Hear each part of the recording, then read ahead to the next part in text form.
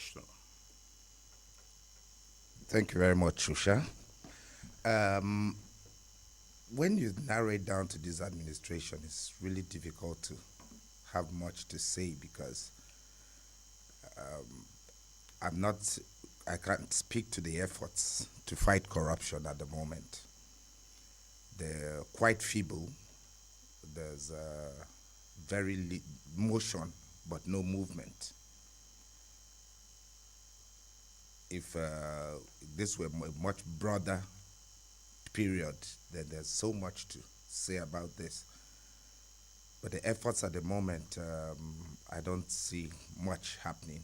I don't see much happening at all.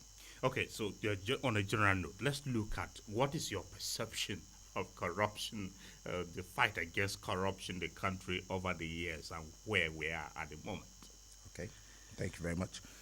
First of all, to have a dispassionate view of this, it is important to talk about what corruption is. Yes. For a lot of people, they view corruption simply as a situation where somebody takes money from government coffers or through an illegal deal involving even individuals, and such money is not accounted for. But there's much, much more to that than just about money. In a nutshell, I think corruption is a form of dishonesty undertaken by a person or any organization. You're in a position of authority and you use it to confer undue advantage on yourself, or you use it to confer benefits to yourself, or you abuse power for personal gain. That is also corruption. So it's not limited to financial corruption, which is the perspective which most people have. When you mention corruption, all they think about is money, money, money. But when you're in a position and you confer undue advantage upon yourself, you're an employee in an organization, vacancies have been announced, or in some cases not announced, and you quietly fill those slots with your own people, that is corruption. Now back to the issue of the fight against corruption. Several agencies were set up in the course of this present democratic dispensation dating back to 1999. Some of these organizations, of course, predate that era. Notably, the EFCC, the ICPC, those came in during this democratic regime. The Code of Conduct Bureau has existed for a while, and then the Bureau for Public Procurement. These are agencies basically set up to help in the fight against corruption. Over the years, however, there's this perception that they're agents for witch hunting. There's this perception that they only go after people who are not able to, who are not in the good books of the government at the moment. Of course, let's not take away the fact that there have been some good convictions. There's the fight, a lot more to do. There's a lot that the corruption agencies need to do. In my opinion, the anti-corruption agencies should be bigger than any individual. You know, when you have a situation where the individual, let's use this analogy, when you have the tail wagging the dog instead. These are institutions that should be bigger than any individual. But you discover that a lot of them operate at the whims of an individual who is in charge at the moment. You know, I would not want to go into certain things. Of course, this is so we don't even run the risk of being sued for libel or slander. But there's so much that is going on that is wrong. Specifics. You know, but let's leave it at that, Nathaniel. Okay, now let's look at the drivers of corruption. What would you point out as some of the major drivers of corruption in Nigeria? Thank you very much, Nathaniel. Major drivers of corruption. One, insecurity. For me, that is the major driver of corruption. And I'll explain that. Yes. Somebody gets into an office.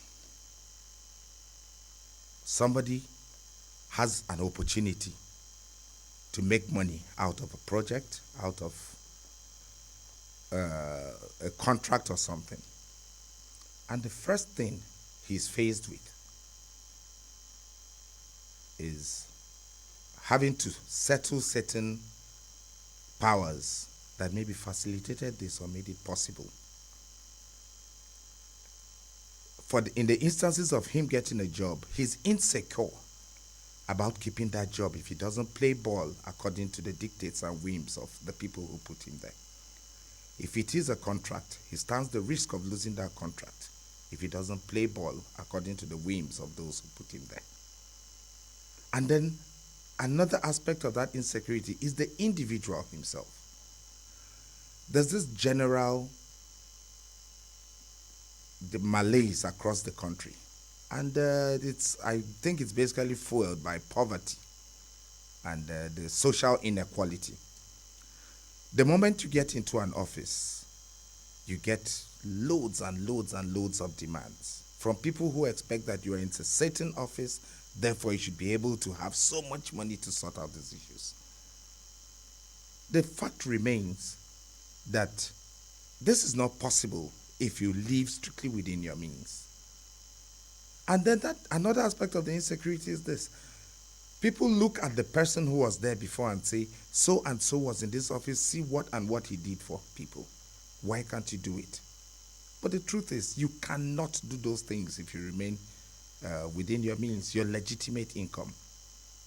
So the insecurity of what people will say regarding my holding this office and what did I do for them, the insecurity of leaving that office the same way you came, when you can see that your predecessors in that office did real well for themselves through corrupt practices.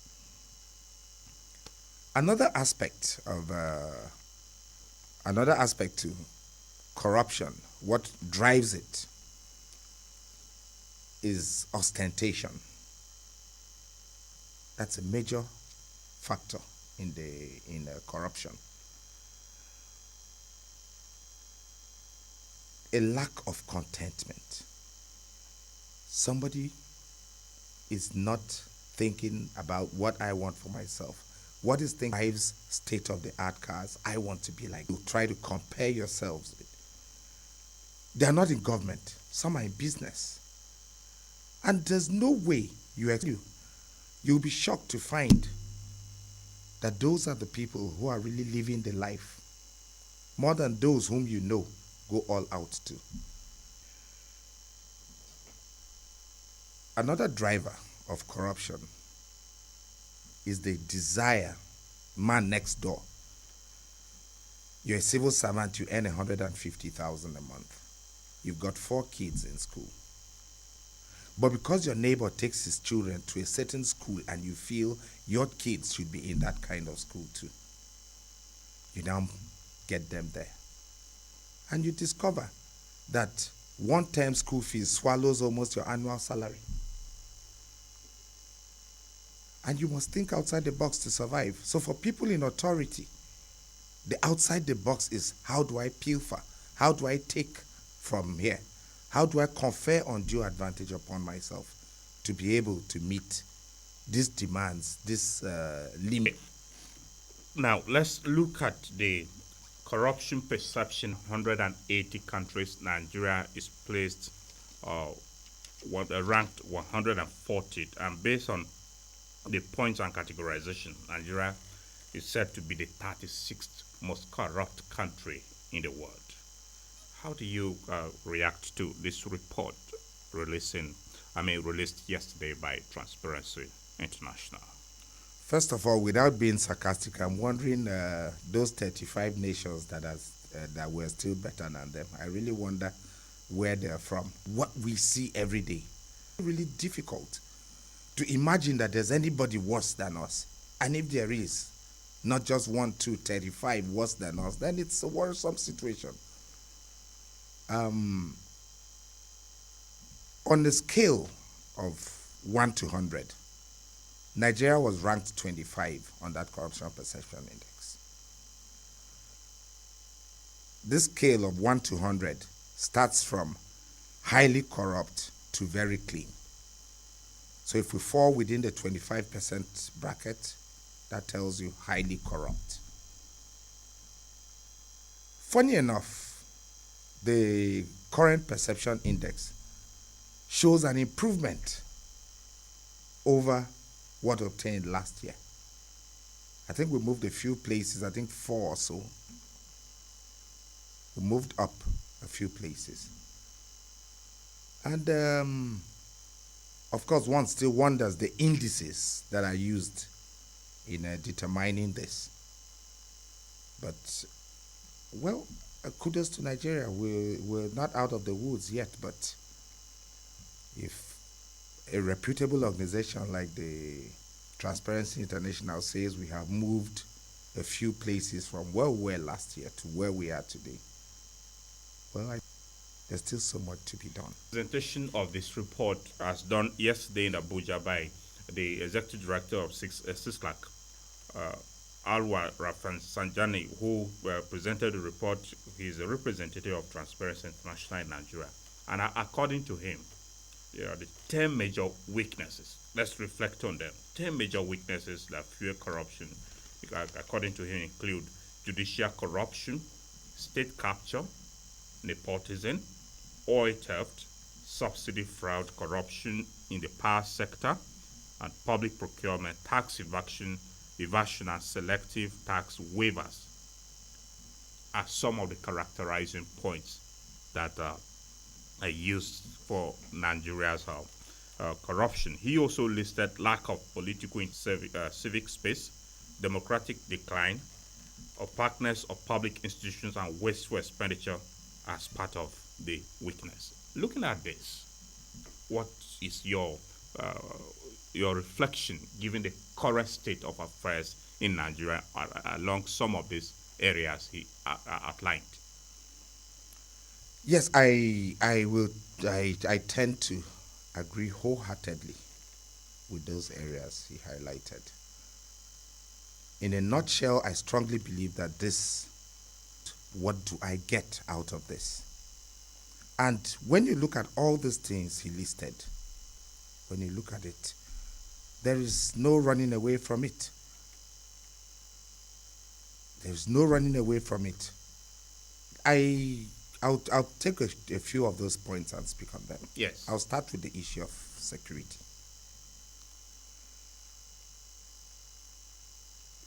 There's a lot of insecurity across the country now. Up north, you have the Boko Haram, the ISWAP. Down south, the ESN. In Benue State here, we have had series of attacks on various communities by herdsmen, by militia. And in most cases, people flee these communities. I have it on record. There's something that came up last month, and we made a shocking discovery. In some of these areas where the indigenes, the original inhabitants, have been pushed out, and the military has been brought in to provide security in that place. These people have taken over those lands. I'm talking about the security agents now. They've taken over those lands, they cultivate them, they regulate the fishing that happens there, all for a fee. Okay, this is based on your own investigation? Yes. Okay. They do all of this and for a fee. We found that in Gwe West local government, for instance, those people hire people in those lands that have been taken over. They hire people, they pay them to cultivate those rice farms for them and provide security for them. They are not interested in the original inhabitants coming back to that place because of what they are getting out of there.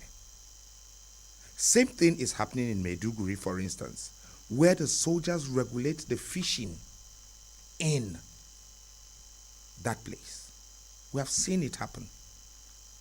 They are not interested in the original inhabitants coming back. So on that aspect of security, that's a very worrisome trend. They take over and they are comfortable there. They are able to carry out certain economic activities simply because the original inhabitants are not there, have been pushed out. So there's no zeal, there's no desire to get these people back to those places, simply because of what they're getting out of it. Another point he talked about was the lack of political integrity. We have situations, people come into office consequent upon promises they make, consequent upon hope that certain things will be done differently, consequent upon their track records, some because they've been known to be a particular kind of person. Now, you get into office, and overnight,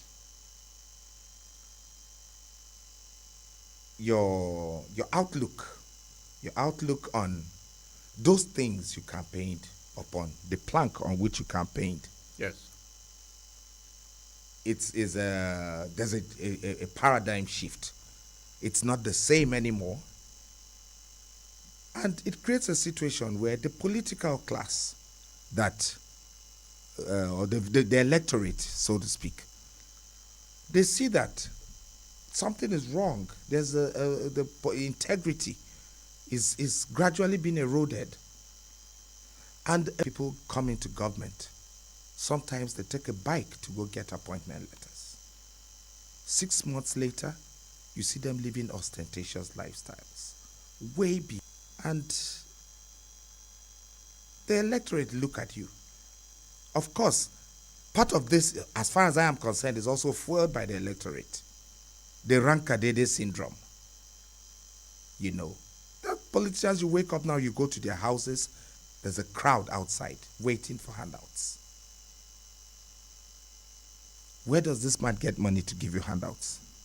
If he sticks to his political integrity. So a lack of political integrity is a major driver of this.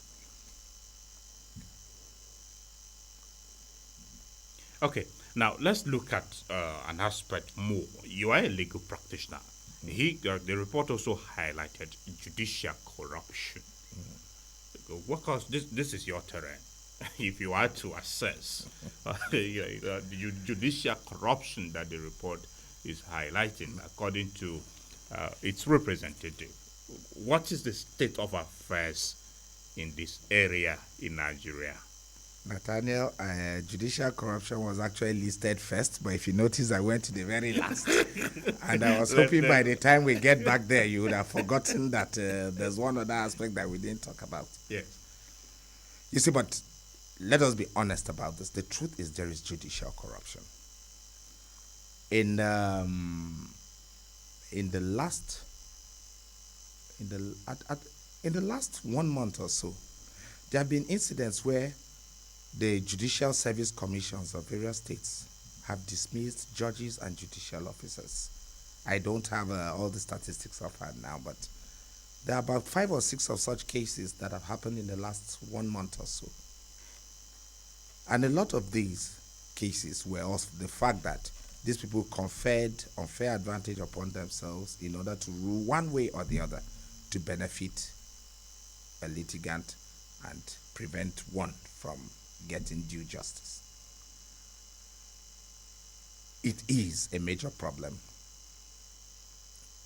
Only in the later part of last year and up to early this year, we were inundated every day on social media, on the mainstream media, every day, with the matter between Dele Farotimi and Afe Babalola SAN. Of course, there were those who were for, there were those who were against. But if you read that book, and only a tiny percentage of what it talks about in that book is true, then it is truly frightening. We've been told over and over that the judiciary is the last hope of the common man. It is a situation that used to give succor. It used to give hope. The oppressed will usually turn to the courts to find help. In the last few years, a new slogan was introduced in our lexicon: go to court. And this perception was simply not the perception, the mantra was touted by those that was reputed had the power to control the courts. We had a situation where a senator on the floor of the Senate thanked his wife for helping them get certain judgments. And this was no less a personality, but a president of a whole division of a court, of a whole branch of a court, the Court of Appeal. Of course, he came out to say he was misquoted and all that, but thanked her for taking all the pressure. What the big wigs do to get matters go their way. Well, gratefully, ungratefully, whichever scope, because we were hoping that if this matter had proceeded beyond where it was, maybe some facts would have come to light. Maybe I would have had some more to talk about that, but the fact remains that there is judicial corruption. It is to what extent, that is the problem. We can't speak to that. That said, I want to say there are very, very distinguished people on the bench who are not interested in all of that. But out of the 12, as is usually said, there's usually a Judas. But the fact remains that judicial corruption is a major problem in Nigeria. But it's worse for me when I think it's one of the worst kinds of corruption, because the judge, the person on the bench, is usually imbued with the power of life and death over a person. It is one aspect of corruption that if somebody decides to look the other way at perverting the course of justice, you could lose your life. You could spend a long time in prison just with a proclamation, just because somebody decided to look the other way and not do the right thing. And those things are truly, truly, truly happening. They are. When you talk about spending a long time in incarceration just by a judicial pronouncement, Nigerians also argue that the judicial part of the judicial corruption you are speaking to, oftentimes the leaders we have, some of them that we have, they are just mere pronouncement of a reflection of judicial corruption happening on us. Well, how do you react to this? Yes, I agree with that. I agree to a very large extent. The judiciary has ended up playing a greater role than the electorate in getting people into office in certain parts of our country. There are many people who would not be in office today if it were strictly about the electorate. I'll give you a scenario using the Ekiti example. There was a leaked tape of alleged electoral malpractices during the gubernatorial election in Ekiti State that brought Fayose in. 4 principal characters were heard very clearly in that audio discussing the Minister of Police Affairs, Jelili Adesection, Ayo Fayose. The audio tape was everywhere. With the advent of the social media now, that tape was just everywhere. The voices were easily identifiable. Everybody knew who these 4 people were. But what happened? Despite this huge evidence in the public domain, the presidency refused to investigate that matter. Fayose eventually went on to win that. The instances right here in Benue, we had the same kind of situation many years ago. The Electoral Act brought in the 180-day rule, which was expected to guide the period during which election petitions should be initiated and concluded. We had a situation where one of the candidates in that election kept running from one court to the other, seeking interlocutory injunctions all the way up to the Supreme Court. until the 100 for the courts to have ruled that, okay, we said all election petitions should be conducted within 180 days. 180 days have lapsed, so we can't do anything about this. Go. For me, it was a very, very unfair decision. It was very, very unfair. So eventually, somebody gets into office who is there simply because he was aided by the judiciary. Of course, the matter was in court. If it had been heard on the merits, we don't know which way it would have gone. But to simply abort that process, because according to the courts, the 180 days had lapsed, was a very, very unfair thing. All right.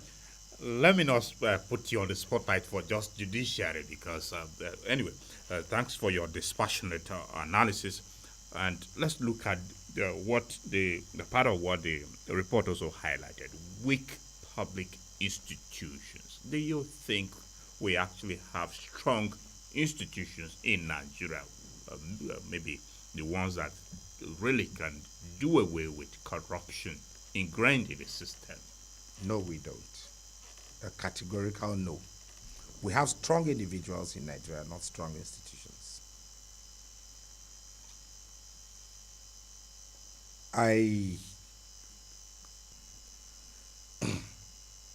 In a certain year in Makodi, there was excessive flooding. Houses were submerged in water. A sitting governor called on the then this flooding was happening. So the governor gave a directive to the general manager of the Urban Development Board: clear all houses built blocking water channels. Unfortunately, a sibling to the governor had his house on that kind of, and when he got there, the brother called his sibling, who was the sitting governor, and said, look, these guys have come to pull down my house for this reason. And that was the end of that process. Of course, the GM, but that is the will of the individual over the will of the institution. Why did he have to wait for an order to do whatever he was going to do? He didn't need that. It was in his mandate to regularly go out and check all of these and pull them down. I kid you not, that building had an approved plan from that same Urban Development Board. So we don't have strong institutions. The institutions we have, or the person who put him there, we're talking the anti-corruption agencies, we're talking about the regular, everyday organizations we have around us here. You could make a report to the police today, for instance. Somebody is arrested for an infraction. And without the proper thing being done, somebody could just call from somewhere. Hey, why do you have this man? Chain of command thing. Whatever comes from above, you say, yes, sir. Without going into specifics, we've had those situations. And the person will simply tell us, order came from above. The man sitting there knows the right thing to do in his capacity as the institution at that moment. But there's somebody more powerful than him upstairs who dictates what he should say. The anti-corruption agencies, there was a time when certain governors were being prosecuted for corruption crimes. And it was curious that all of them were from one political party, which had lost power.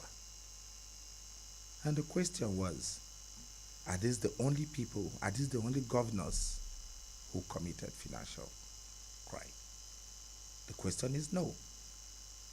So there's an element of witch hunting in this fight. There's an element of going, yes, of course, if you're not a witch, if there's a witch hunt, you will not be affected.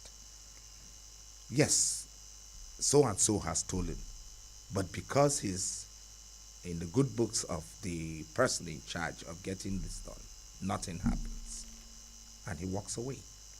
The other one, because he is not in the same privileged position, especially in this era of politics. The question of which party is in power comes to play. So I agree. We don't have strong institutions. We have strong individuals. The individuals are the ones who drive what happens in those institutions. All right, dear listener, if you are just tuning in, you are listening to Perspectives on Agate Radio 95.5 Star FM Makodi. We are discussing fighting corruption in Nigeria, tying it to the Corruption Perception Index report released by Transparency International, which ranked Nigeria as the 36th most corrupt country in the world. You can phone in on the program later at 10 o'clock on the number 0814-335-9292. The number to participate on the program, once again, is 0814-335-9292. In the meantime, the SMS line is already available. You can utilize it. The line is also on WhatsApp. 0912-699-9404. 0912-699-9404. Kindly remember to include your full name and where you are sending your message from. Now, Barrister Ibiem, let's look more into some of the other areas highlighted in this report. It talks about shrinking in the civic space. Do you think Nigerians, the citizens, are actually participating enough in governance? Because it also identified the shrinking of a civic space as part of corruption that is existing in our country. No, Nigerians are not. There's actually a situation of state capture. Those who hold the power, those who wield the power, are only interested in what happens within their immediate circle. In some exceptions, yes, there's semblance of governance, there's semblance of, the civic space benefiting generally from what government is doing. But there's too much of cronyism, too much of this is my man.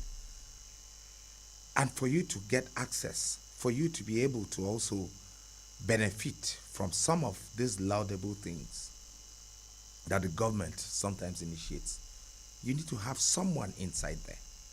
You need to kowtow to someone, lick boots in some instance. And it comes back to the same, social corruption thing that I was talking about earlier. Not too long ago, we had, what was it called again? There was this fund that was being disbursed to Nigeria. There were people who were, in the inner circle, and they facilitated these grants for people for a fee.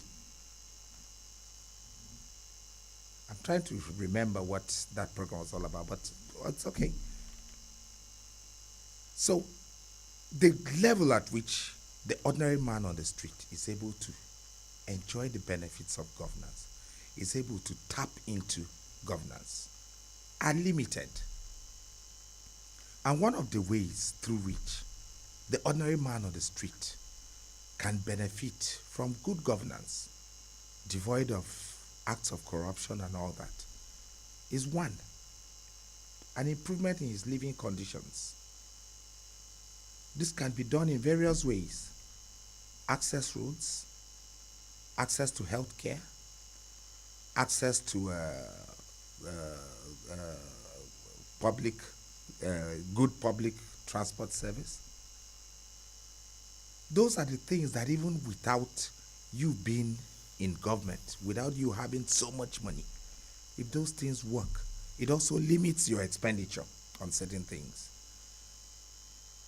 You discover that each time you travel on, let's say you have cost to go to Adipo from Makudi and back, you spend so much getting to fix your car back. So it's also, it puts pressure on the individual when the right things that should open up the space for civic participation and enjoy the populace, enable the populace to enjoy the benefits of this thing are taken away because corruption thrives. Somebody decides not to construct a road. Somebody decides not to supply water, even though on paper it's been done, and puts that money in his pocket. All right. Now let's move away from some of the negative aspects of the report and look into the positives, which it also pointed at. The report it identified increased anti-corruption prosecutions. Would you say we have had increased anti-corruption prosecutions in the country, especially in the last 1 year, 2024, which the report covered? Nathaniel, unfortunately, I cannot speak to that, and I don't want to bandy throw out figures that I'm not aware of. But I've been trying to wrap. I can't even remember one single high-profile corruption case that has been concluded. At the moment, I can't. So maybe I don't know. Maybe it's me. Maybe something actually happened somewhere. But I can't wrap my head around that. I can't just recall that. So honestly, I can't speak to the fight against corruption by this government. On the contrary, I see more of it thriving. So when they say one of the positives is the fight against corruption, which is probably why we've moved 4 places up from where we were, I truly wonder. I truly wonder because I cannot. Few years ago, yes, I know there were a couple of high-profile cases that went to trial and all that and all that. We know how it all went. But in the last 1 year, no. Maybe I don't have the facts they have. I wish I had those facts. Maybe let me quote what the representative of Transparency International in Nigeria said while presenting that report. He said the ICPC and EFCC have made some efforts in recoveries, preventive and punitive measures, as well as collaborations with stakeholders. However, it is important to highlight that these agencies need to thoroughly investigate and prosecute high-profile individuals without political interference. Listening to that, does it make any meaning that the ICPC and EFCC, which are some of the major anti-graft agencies, are making a commendable progress in the fight against corruption? Well, I think that statement vindicates my earlier statement. As I said, I tried to cast my mind back to the last 1 year to see if there were any major cases involving the fight against corruption. But that report has stated clearly that these were recoveries. And of course, those are not made as public as if trials had gone on. So I don't know what those recoveries were, but if TI says, okay, we found out that this is what this guys did and recoveries were made, which is a positive, yes, I say kudos. But the last line of yes, that without quote, political interference. not even that. Okay. He starts from prosecution, that there should be prosecution, yes, without political interference. yes. So for me, I think that it's part of what I was talking about earlier, that a lot of these cases from the anti-graft agents, well, just as I said earlier too, those are recoveries, so I cannot speak to them. But if they were strictly about cases, I would have said no, there were no major victories where the judicial process was followed through. Okay, now let's focus a bit more on these anti-corruption agencies, the EFCC, ICPC. Do you think they are actually doing enough based on their institutional mandate in the fight against corruption? Doing some work, yes. Doing enough, no. The Code of Conduct Bureau and the Bureau of Public Procurement are not much in the public eye. Same with the ICPC. So maybe for the purpose of this, I will maybe just limit myself to the workings of the EFCC, which is looked at as the front liner in the fight against corruption. There is this perception that their focus is to go after political enemies of the president, of a sitting government. We talked about this earlier, Yes. but to bring it more into perspective. They have, to a large extent, I think they are derailing on their mandate. They have also become more interested.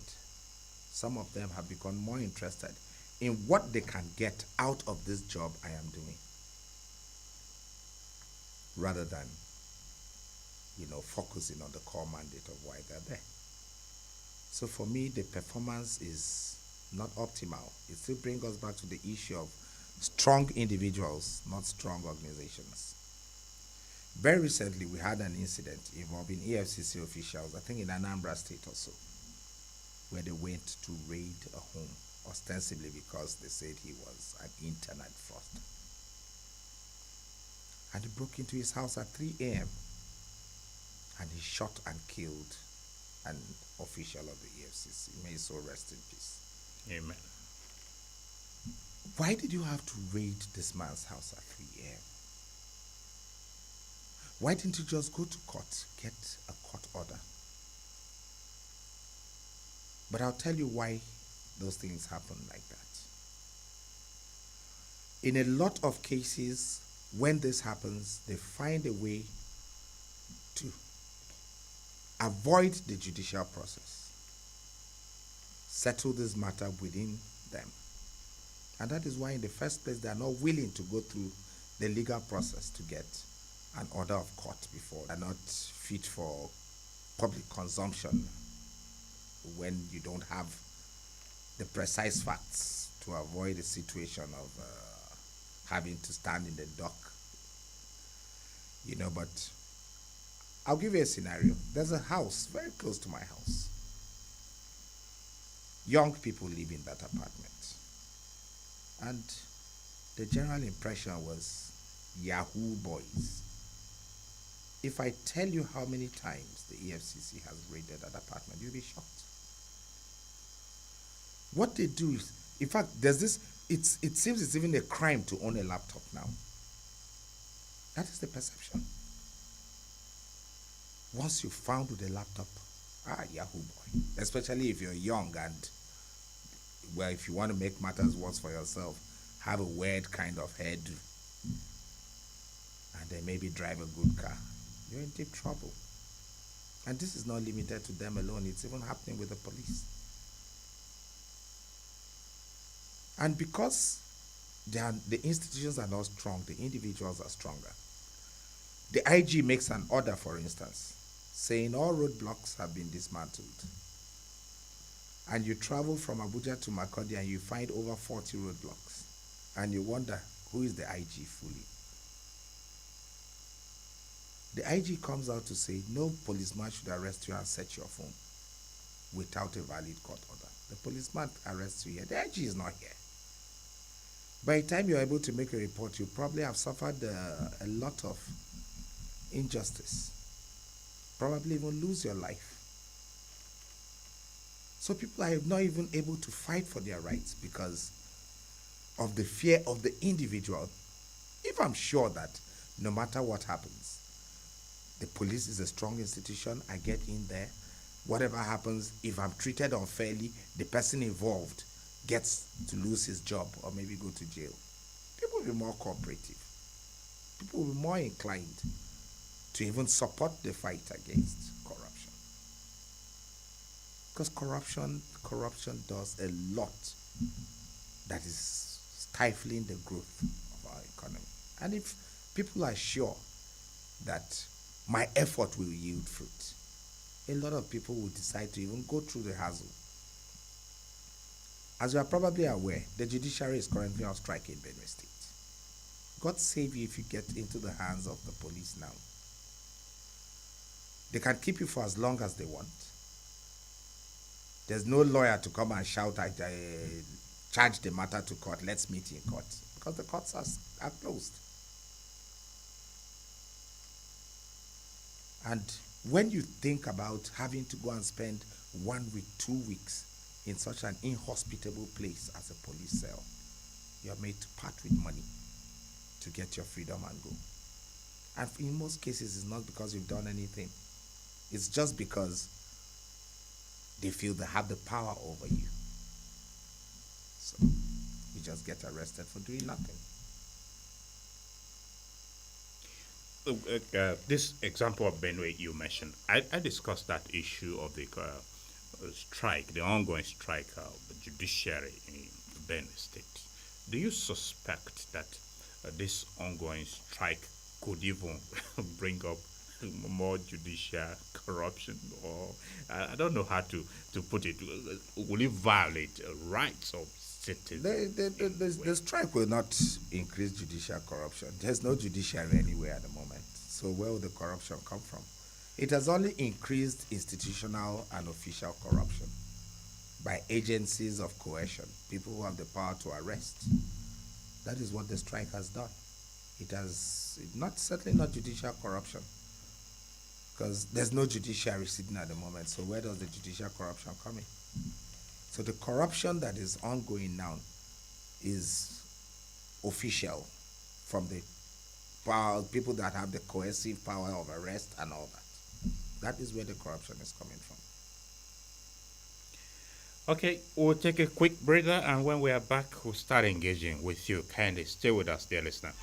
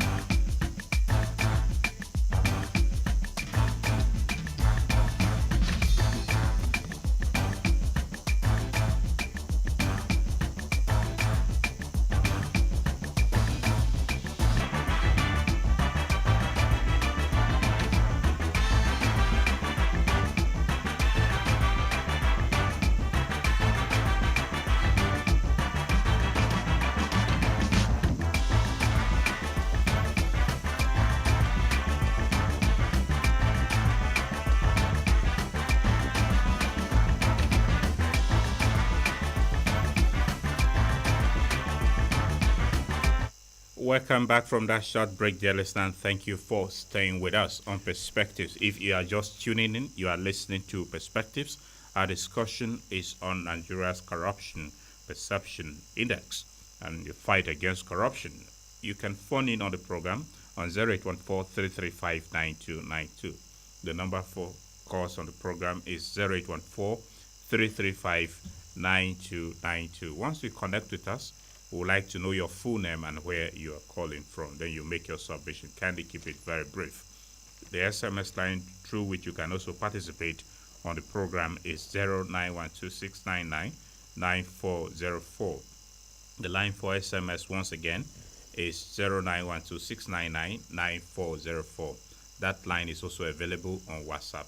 If you are sending a text, please remember to include your full name and location address where you are sending your text from. Kindly keep your text short and simple as well. Log on to our website on www.iGateRadioTV.com to listen to us and access other content. We're available on Radio Garden and on social media platforms where our content is also streaming. You can also download the iGate Radio and TV app from Google Play Store, which avails you the platform of our television online, the radio, as well as newspaper. We're available on all these platforms to serve you beyond boundaries. Kindly join us and be a part of what we're discussing. Hello, good morning, and welcome to Perspectives. Hello. Good morning. Oh, we lost connection with you. Okay, the line is available. If you're not able to connect to it, simply send us an SMS. Hello, good morning. Hello. Good morning and welcome to Perspectives. Hello, are you there? Good morning. Welcome to the program. Yes, my name is Tifa. I'm from Nimandel, sir. Tifa who? Tifa Moses. Tifa Moses? Yes, sir. Okay, go ahead. Okay, where I want to really touch in is on the issue of these people and then police. I think the police people also fighting, they're also doing the work of the SCC, as well as the SCC are also doing their works. The works. Hello, Tifa? Hello? Oh, it's quite unfortunate. The network seems unfriendly, but it's okay. The line is still available. We really lost connection with you and your thoughts too. Good morning and welcome to the program. Good morning, Mr. Nat. Thanks for joining us. Yes. You are speaking with Jonah. I'm calling from Naka. Jonah who? Jonah Benjamin, calling from Naka. Well. Okay, go ahead, Jonah. I greet guests in the studio. He has spoken well. I like the way he spoke. Thank you.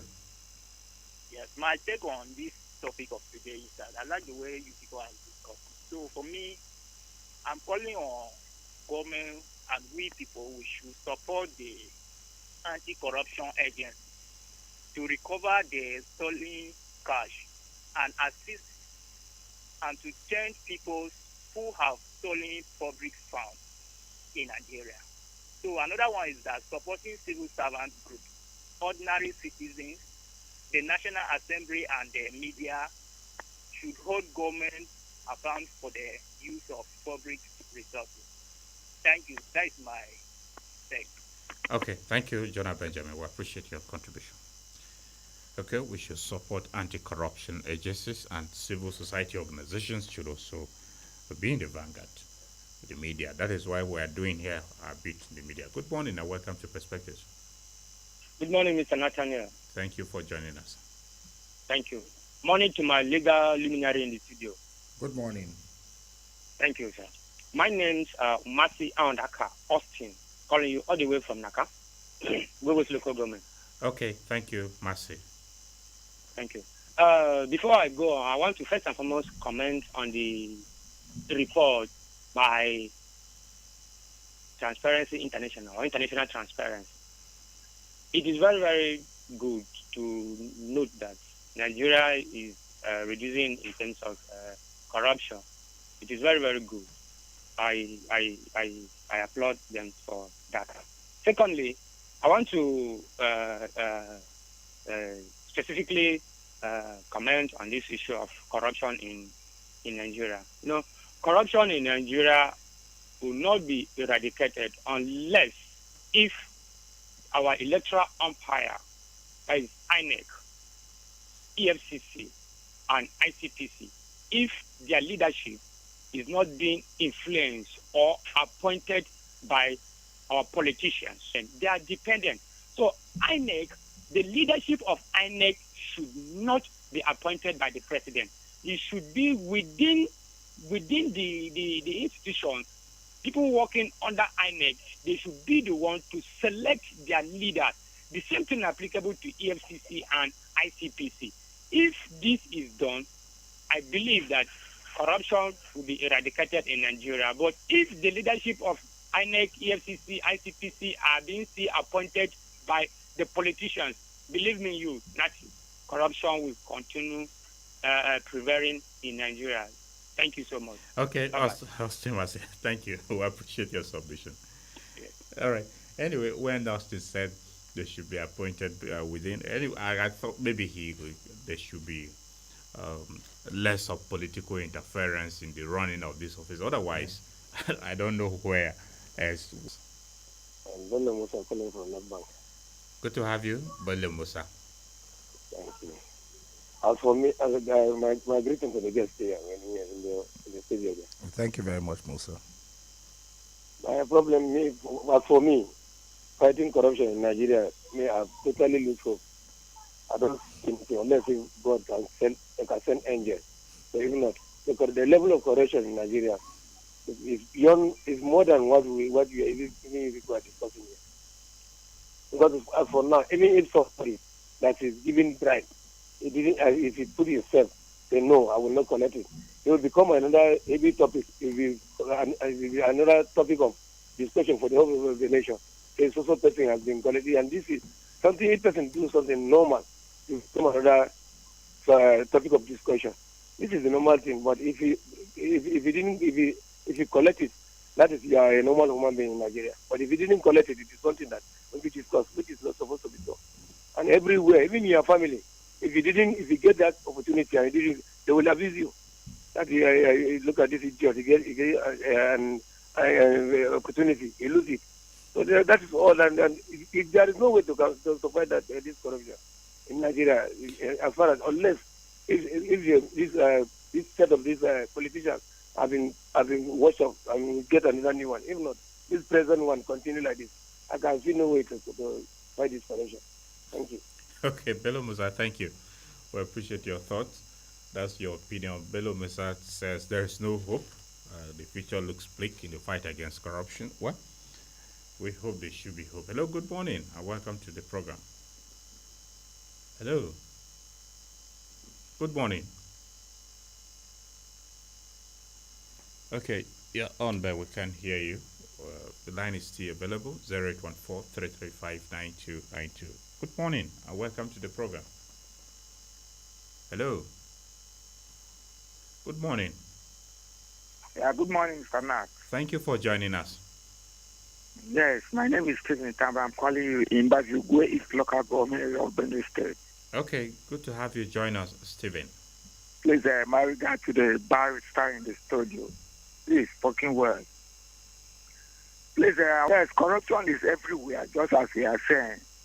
3 days back, I went to a police station. In fact, I will mention it now. I went to a mega police station. I stay about over 4 hours. Somebody just will come behind me. I don't know what we go and talk inside the police station. We open a gate for him. We rush in and buy fuel. That is how we are. We were there till we end up not buying the fuel. So, even in our home, there's corruption.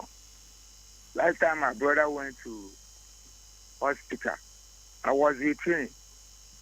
The doctor said we should wait. Somebody will just come behind me and cut our line and go inside. I don't understand. So for me, I don't think Nigeria is not yet, brother, Nigeria is not yet okay. It will take the intervention of God. If not, it will be difficult. Thank you. Okay, Stephen Tambit. Thank you. Anyway, my laughter is not to see your issue as unserious, but the way you put it is funny. Good morning. Hello. Good morning. Yeah, good morning. Could you move away from your radio set? Okay. Yes, this is the voice of Oche Emmanuel. Okay, I'm Oche Emmanuel. Where are you Yes, reaching from us high from? level. Okay, good. This is a nice topic. Really, let's be honest to ourselves. Corruption can never be eliminated. Even in the time of Jesus, the system was still corrupt. But if we want to look at it from the perspective that we want our country to move forward, We'll first of all check from the agencies that are made to control corrupt practices.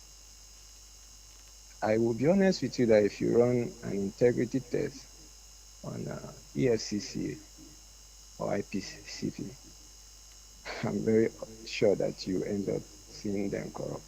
We have had cases where former boss of EFCC was charged for corruption. And we have had cases where people from prison are going out to do illegal things after we must have had continued decent practices. Reduce corruption. We first of all start from the system that should control corruption. We point our hands to politicians thinking they have influence, maybe based on the people they appoint to handle this situation. But if we must be honest, the corruption is down to the root. So if you ask a criminal to investigate or to arrest a criminal, what would you expect? So if our legal system so it's not going to be that easy for us to get a perfect, incorrupt country. But then, if we must have a nice result, let's check from those that are supposed to control corruption. Okay. If they can do it well, then I think those that are into corruption will be scared of even doing it in the first place. Because sometimes I'm forced to ask, where is the money recovered from all those fraudsters that the EFCC are arresting and parading all the time? Those monies sometimes are in dollars. So if we keep on talking about how damage the corrupt activity have done to Nigeria, we will not stop talking.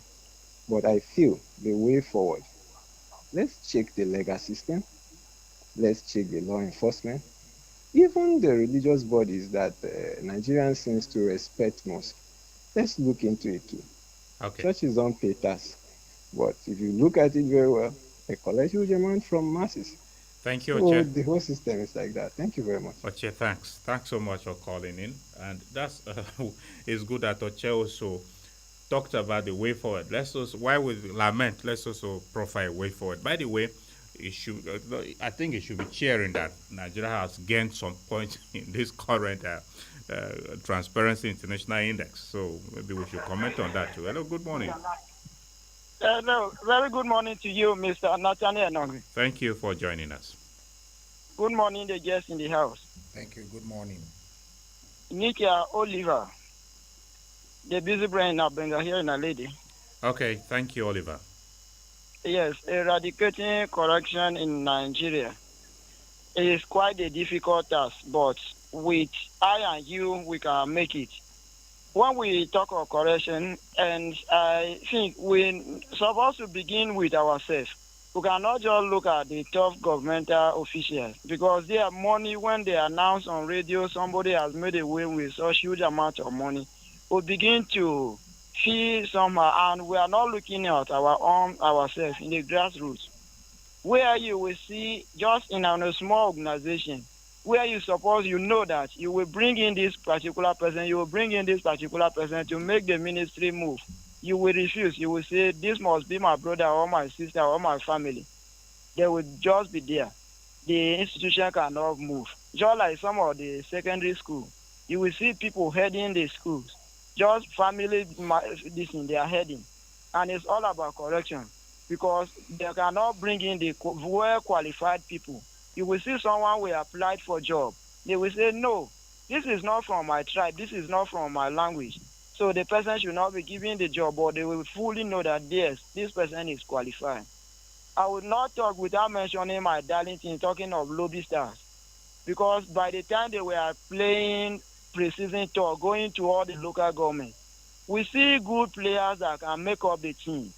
These people, they refuse to bring in those players because they are not in connection with them. Well, Oliver, hello, Oliver. That yes, sir. For that, it may be an allegation subject to be investigated. So let's not bring such into our discussion because that is really not our focus for now. But all the same, yes. we appreciate your submission. Thank you for calling. Thank you. God bless you, sir. Thank you, Oliver. let's be sure we're certain about what we are saying so we don't run the agencies or names down. The intention of the program is not for that. For that. Hello, good morning. Morning. Thank you for joining us. You are speaking with Richard from Wadata. I'm sorry, your voice is not coming up well. Could you speak up? I say you are speaking with Richard from Wadata. Okay, Richard Able. My one typical example is that everybody doesn't want to root himself, his or her job. So my appeal to government is that you make a law when you go into corruption, you send you to the work. I believe that is the only situation, that is the only solution that we can tackle the corruption because nobody doesn't want to run his job. So that's it. Okay, Richard, thank you. Even though I didn't get most of what you said, but Odyssey, appreciate you for calling. You sounded so distant from your phone. Hello, good morning. Good morning. Morning, sir. Thank you for joining us on Perspectives. Thank you, sir. My name is Jairus Otumala. Good to have you join us, Jairus. Where are you Thank reaching you. us from? Yes. Corruption. You're reaching us from corruption? Yeah, I'm reaching you from high level, sir. Okay, thank you, Jairus. Don't mind me. Go ahead. Okay, sir. Corruption is as old as a human being. Yes. Right from the day you were born. You are born with it. It's just that the situation as then, maybe suppress it, doesn't come up. If we can totally eradicate poverty, then we have dealt with corruption. If we can totally eradicate tribalism, then we have dealt with corruption. Tribalism, we have dealt with it. If not, as long as those factors remain, because when you say this is my brother, instead of your neighbor, corruption is already setting. Something that is supposed to give to your neighbor, you give it to your brother first. Corruption has setting. Why not your neighbor first before your brother? So if you can do away with all those things, now it's okay. We are the majority of this place. So whatever is coming here must be given to me before my neighbor. Corruption has set in. Something happened. Somebody is a security man. He stole something. He was arrested. As a security man was arrested, punished him, placed him on half salary, took him to court. For 2-3 years they are in the court.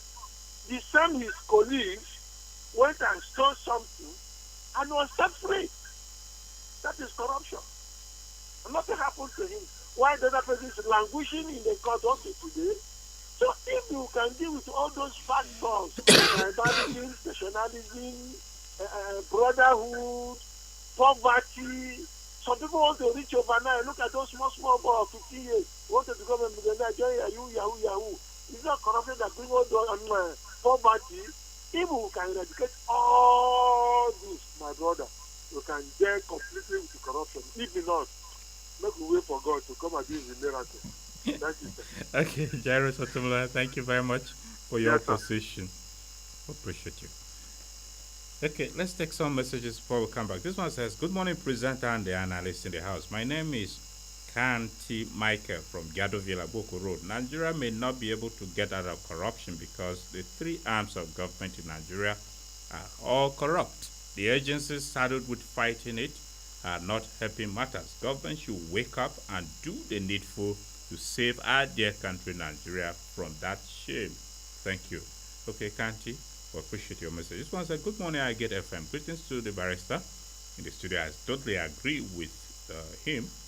It is only God that will lead us out of corruption. Stephen Tambe from Bellevue, Way East Local Government. Okay, Stevie, thank you. I think you called in earlier too. Thanks for your message. This one says, so there are more corrupt countries than Nigeria.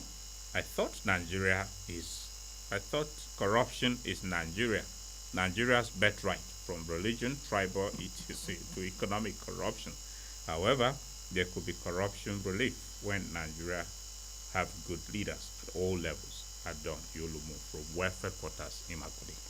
Okay, Adon, thank you for your message. Of course, there are more corrupt countries than Nigeria. Good morning, sir. Good morning. Thank you for joining us on Perspectives. This is Friday Ogodo calling from International Market Road. Good to have you join us, Friday Obodo. Thank you very much. Greetings to my dear friend and brother, Barrister. Good morning. Thank you, bro. Corruption is as old as human being. And looking at the ratings in Nigeria, Nigeria is not one of the most corrupt countries in the world. We are corrupt. And that's part of human nature. As selfish as human beings are, they corrupt the system, but systems have also been put in place to be able to check the excesses and the corruption in our system. If I want to ask, I would say, what are the bench and the bar doing as far as the issue of corruption is concerned? This question is directly to my dear brother, the barrister there. You know, the mechanism used within this system to sanitize the system should be used properly, both by the bench and the bar. I can see my brother complain a lot about the wrongs in the system. We should be able to clean them using the mechanism within the system. Politicians are corrupt, yes. Who corrupt the politicians? And why are they corrupt? If the legal system of this country is properly working and putting it best, some of the problems we are having in this country today shouldn't have been there. I throw a lot to the bar and the bench that they have failed us in their responsibility to carry out to sanitize this country. The EFCC, the ICPC, those things are there, they are endemic. I was on my way on the 22nd from Onitsha to Benue. 2 young boys were carted away with the by the police from inside our vehicle in Ubolo because they were looking fine and looking clean and assumed to be Yahoo boys. I intervened, and then the police was trying to also attack me. I said, it's not possible. They checked everybody's bag. Nothing was found on this boy. They took them out into their vehicle for over 1 to 2 hours on their account. It is so bad. The police officer who led that particular team is an Idoma man. That is how bad the system is. Friday. Yes. I am not making an allegation. I'm telling you what I saw happened in my presence. Yes. Try to conclude anyway. Just okay. Wrap up. My wrap up on this issue is we should look at the solutions. The problems are there. And I would like my legal friend there to proffer solutions because he has mentioned some of the problems. But I leave it to the lawyers and the judges that they are the problem we have in our system. If the system must be sanitized, because whatever case it goes to them, it is the lawyers that will spoil the case or the judges. So my submission, we should look at the legal system in this country, looking at both the bench, also to also address an issue that my legal brother talked about. If a political case is even... Obodo, thank you. I'm sorry we'll have to go. You have made your point. Thanks so much for your position. We appreciate you. A few more messages before we come back. Good morning to you and the guests. This is in our WhatsApp box anyway. Good morning to you and the guests. Nigerians to realize that no political elite, government, institution, or president can effectively curb corruption alone unless the average Nigerian participates. Nigeria is not corrupt on the Nigerian mentality, forcing people to revolt against the status quo and demand better themselves. Change of law and institutions will come later, but it starts with people. Unless Nigerians choose to stop participating in and enabling corruption, the country will not move. Co Ephraim from Welfare Quarters in Makodi. Okay, Ephraim, we appreciate your message on the program. This one says, once again, I get radio. Thank you for this topic. I am Daniel Tai, Tai from Welfare Quarters. Great analysis by the barrister in the studio. He just spoke much in my mind. IT should stamp out thwarting political parties' blueprints and constitution. Political office holders governing with religious sentiments, ethno-tribal sentiments, and partisan affiliations. Since the trajectory of Nigeria as a nation is not defined except the religious, ethno-tribal dichotomies and party affiliations, our NDAs are exactly functioning in this line. Okay? If our electoral system cannot hold the voice of the electorate where their votes don't count, then the nation is far from democratic.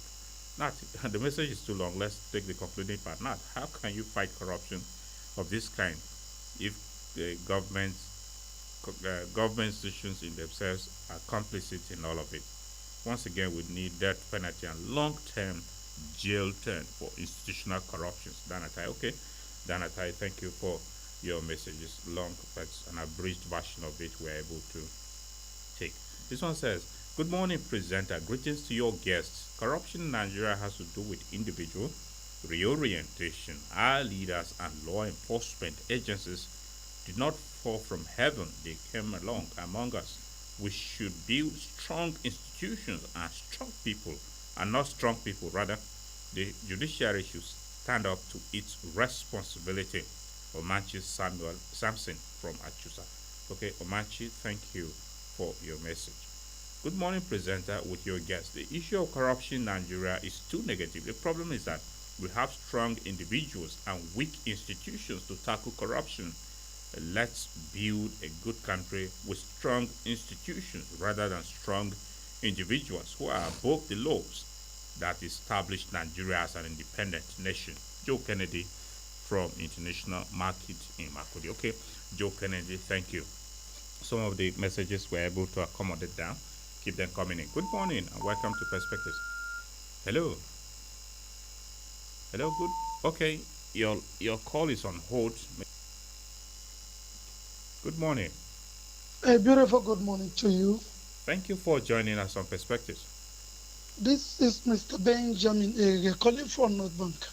Okay, good to have you, Mr. Igege. Thank you. Yeah, corruption in Nigeria has become a cankerworm that has really eaten into the fabric of all Nigerians. If we are to talk about corruption, it goes along in the whole world. Even beginning from the Bible, beginning from the creation of the world, there was corruption. But that of Nigeria is something that, if care is not taken in the nearest future, what will happen in Ghana, what will happen in Nigeria, what will happen in Ghana will not be compared to what will happen to Nigeria and Nigeria if care is not taken. Because if you are given any little opportunity, Nigeria will capitalize on that to make sure they eat their own. Even little appointment, if a little increase or increment is made on anything, they begin to add money. That is corruption. Go to the church. Appointment in the church, appointment of priests are done based on who do you know. They will look for a way where their persons will be fixed, so that something will be coming out for them. So, if you go to the judiciary, I'm not making an allegation. No. It is because I don't think you appoint priests so in the church anyway. So that is. I'm talking about appointment of priests. You say them in the open. Okay, take my apology for that. Oh, thank you. Take my apology for that. Yes. Then, even in local associations, you discover that if I am not there, nobody will be there. This is the philosophy of if I am not there, nobody will be there. Why are they struggling to be there? And even if they are given the opportunity, they will not perform. Nigerian is corrupt. Go to the judiciary. Why are lawyers turning things, seeing black and calling it white? Somebody has killed someone, and somebody will come to tell you, yes, I have started killing the person. Okay, now, And yet, Egege, I'm yes, sorry, please. you have lamented. Now, let's look at the way forward. Transparency International released a report yesterday, and they said Nigeria has improved compared to It's last okay. report. So, what is your reaction to that? How do we improve going forward? Like, We should go do it. back to God. Okay, We should pray fervently so that God will have mercy on us. okay. And let us search our minds Thank and you. forget about what is. God will surely intervene. All right. Thank you. Thank you, May God bless Benjamin. Target Radio. Thanks. God bless you too.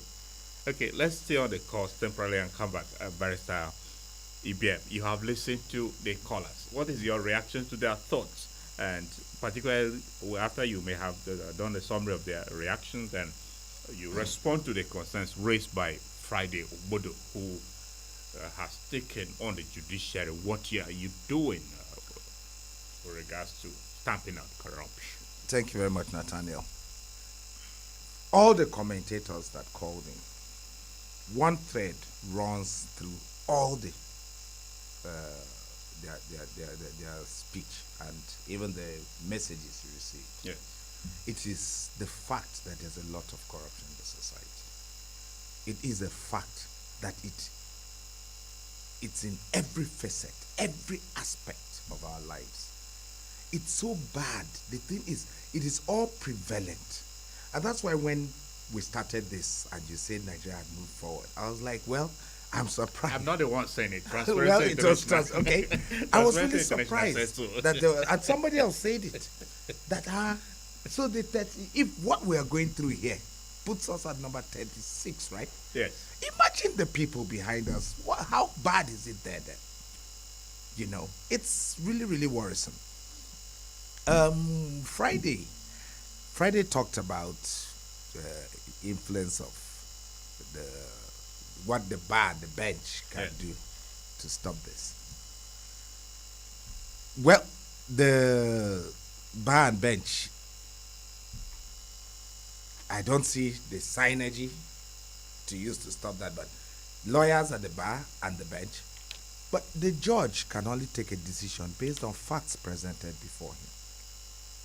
So sometimes it is not what the layman or somebody even say the lawyers are the problem because somebody sees somebody kills somebody, and yes, somebody may kill somebody, but what does the law say about that? There may be an extenuating circumstance that will exonerate him from the crime of murder, so he's entitled to legal representation. And it's not just about singling out the bar and the bench. We are all products of the kind of society we live in. And this thing is prevalent. So it starts from the very individual. It starts with each and every one of us. It is not just about the bar and the bench. Everybody must make a concerted effort. Everybody must be willing. Somebody talked about the mega filling station thing. That is a form of corruption. Your shunting line will go on. That is a form of corruption. Financial malfeasance. So it's not just about the bar and the bench. It's about all of us making an effort. Members of the bar, members of the bench are products of the same society that we all live in. And they cannot be much different from that society until the society itself changes. The fight being weak, the fight against corruption being weak. Yes. And I totally agree with him. I'm going to highlight a couple of instances. You remember the Idris Maina pension scam? Yes. Was accused of stealing 195 billion naira. That is one human being. 195 billion naira. He was sentenced to court for 2 years. And he paid a fine of money that he could just bring from his briefcase. And that's the end of that. We had the other issue. The Malabo oil scam. The Malabo oil scam involved $1.1 billion. We're talking over 20 years ago. $1 billion even today is a huge sum. That matter like that was eventually swept under the carpet. Nothing happened. We had the situation where members of the House of Reps were accused of demanding bribes to stifle city investigations. Nothing came out of this. So speaking to that issue, there is a need. I think this is where the bench actually comes in. This should not even be about the bar. But not just the bench, but also the law enabling agencies. There should be stricter penalties for financial malfeasance. There must be stricter penalties for corruption.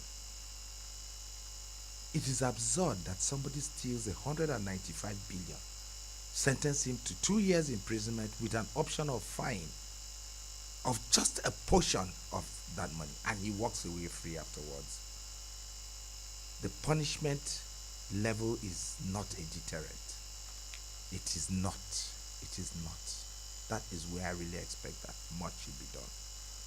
Improve legislation to fight corruption with stricter penalties. Okay. Improve legislation. Let's engage more. Hello, good morning. Yeah, good morning, Mr. Nathaniel. Thank you for joining us. Yeah, good morning to the legal luminary in the studio. Good morning. This is Mr. Emmanuel Abba from behind Modern Market. Thank you for joining us, sir. Thank you. In my perspective, I want to define corruption as a use of power for private gain.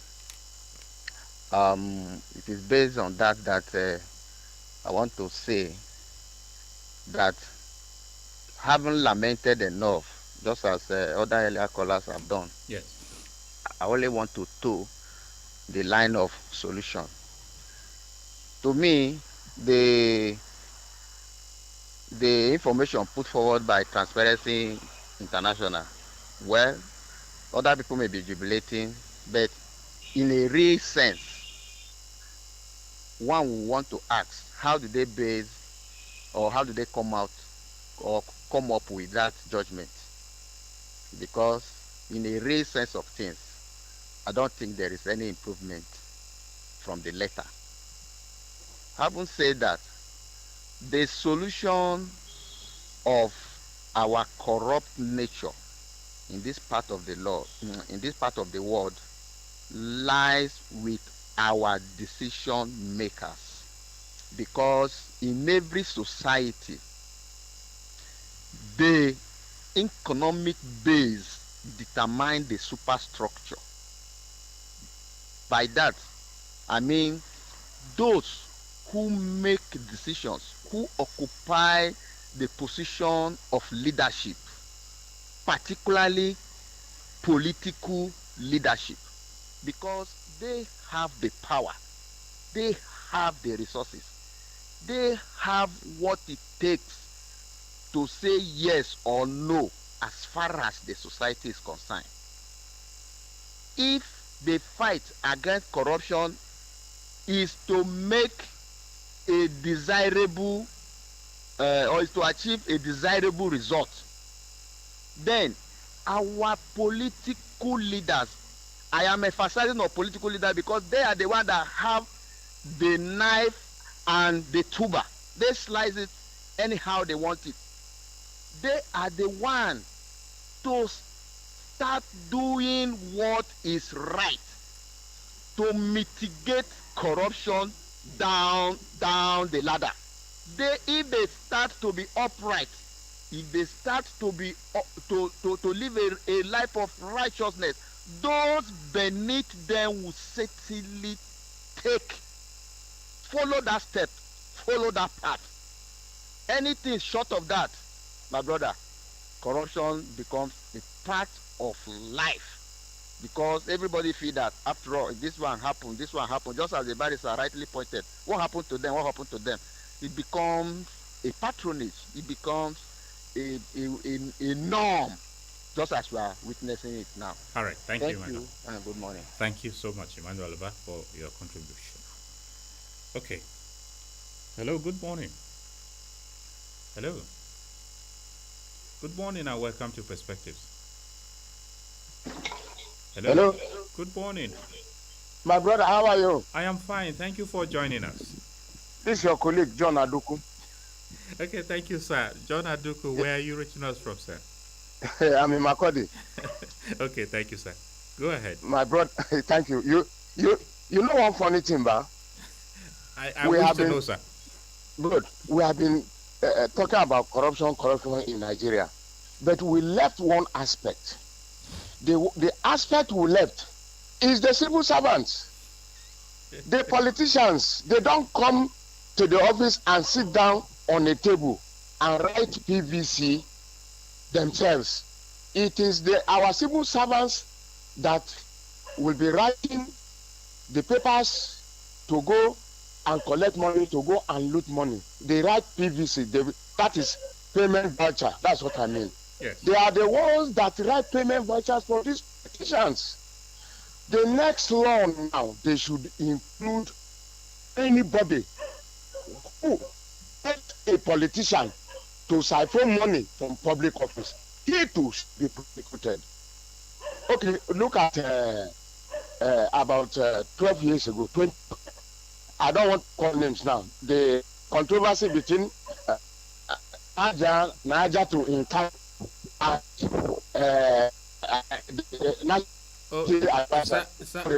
the network is fluctuating. Maybe you want to change your position so we can hear you well. Okay, can you hear now? Yes, just speak on. Because Niger too and Nuhu Ribadu, you know what happened? I don't want to mention names. But you have mentioned the name already when you don't want to. No. I just mentioned name, but I don't call the principal actors. Okay. Nuhu Ribadu accused 3 governors of being the most corrupt. And the point now that Niger is making is that why is Ribadu denying that the things are in the papers?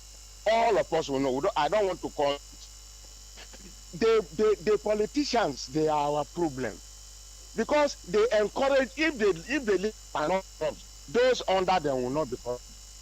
Our top people are corrupt.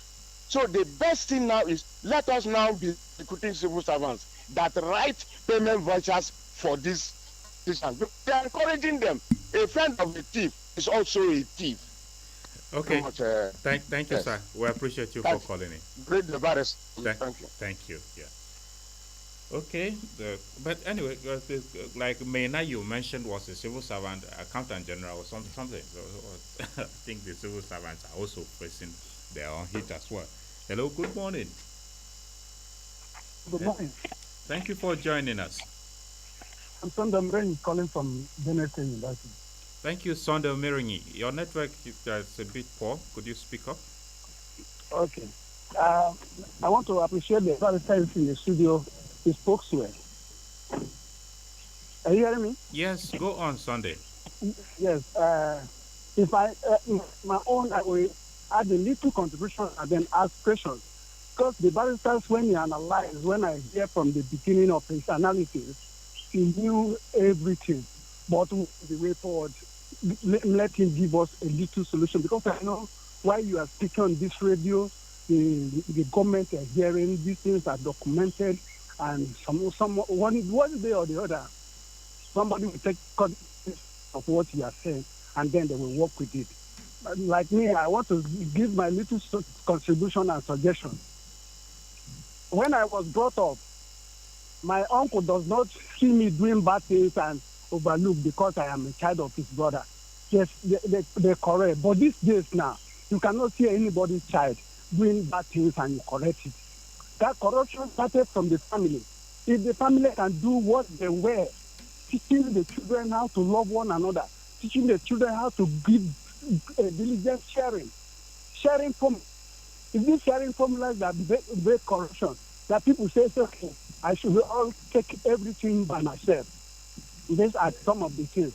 Then going to the churches, going to the mosques. Then we train our children in how they go to the churches, they were well trained, to the school, they were well trained.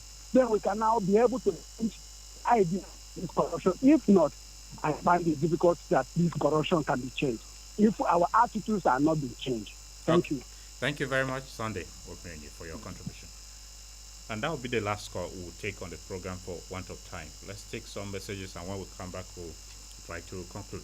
Good morning, presenter and the legal luminary in the studio. I am in our country, but it can only be alleviated if the electoral empire and the anti-corruption agencies are up to their responsibility and not being partisan. Okay, Master Austin, thank you for your message. We appreciate you. In our WhatsApp box here, we also have a message. Good morning, Highgate Radio. and the guests in the studio. Eradicating corruption in Nigeria is one of the hardest things to think of because those who are in positions to eradicate it are not ready for it. The ICPC, EFCC, government officials, most of them are good at picking his anointed candidate to water the ground. Corruption can't also stop in the third arm of government, which is the judiciary, when the wives and children of drunk power politicians are placed in higher positions. Shenge Enoch from Welfare Quarters in Makodi. Shenge Enoch, thank you. And that will also be one of the last messages we will accommodate on the program. Barrister Ibia report and some of the recommendations put forward by Transparency International for Nigeria. Establish an integrity monitoring mechanism within the judiciary. I'm quoting the executive director of CISLAC, who is a representative of Transparency International in Nigeria. Some of the recommendations he put forward. Establish an integrity monitoring mechanism within the judiciary, including whistle-blowing channels, asset disclosure and conflict of interest protocols, impartial and unhindered investigation of security sector Nigeria. And he also went further to say security agencies or their operatives should not make themselves a tool in the hands of politically exposed persons for personal vendettas. And maybe to conclude our quote, effectively implement the Public Procurement Act 2007, mandate full digitization and public access to government contracts, budgets, and procurement processes. Implement robust tracking systems for oil production and sales, and eliminate selective tax waivers. To what extent are these recommendations appropriate in our fight against corruption in Nigeria? Summing up with the ones you'll be putting forward. Yes, thank you very much, Nat. You'll be interested to find that almost all of what they narrated there already exists as bulwarks against corruption in those agencies. The whistleblowing thing, we all know how it came about and how it has been happening. But I think over and above that, there are bigger issues. I'll use one example, then we move to something else. Yes. For instance, there are certain laws. Let me use the sanitation law, for example. The sanitation law still, up till today, as gazetted, provides a fee, a fine of 1 naira 50 kobo. That is what is in that legislation. The legislation is over 40 years old. 1 naira 50 kobo was a big deal then. Now, is a judge mandated? That was the maximum punishment stipulated for violation of sanitation laws. Can a judge go over and above that at the moment? Should he stick to what exists in the legislation? And the same thing happens for legislation regarding crimes, corruption, and all that. So I will personally advocate for stricter legislation for matters involving crimes. And as somebody said, in most cases, the focus is on the final beneficiary. But in the civil service, for instance, there are the people at the ground, at the way down there. Those are the ones who walk this till it gets to the top. But sometimes we talk only about the final beneficiary. We forget about the enablers, because without them, this cannot get that bad.